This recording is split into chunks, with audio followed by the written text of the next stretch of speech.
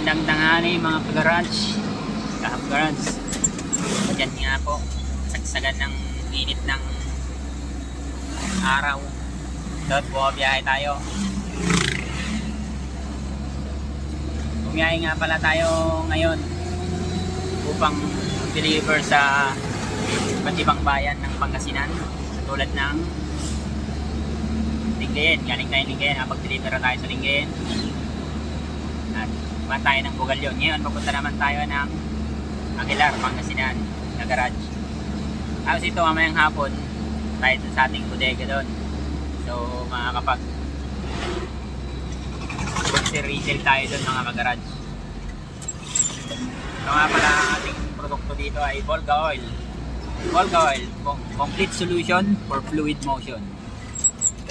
Kung naghahanap kayo mga garage ng murang langis pero magandang wallet, na tayo sa Volga.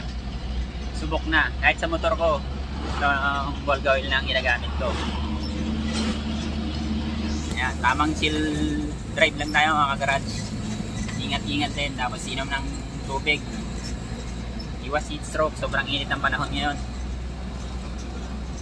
Sa mga kabiyahero natin dyan, ingat mga kabiyahero, mga kapwa driver.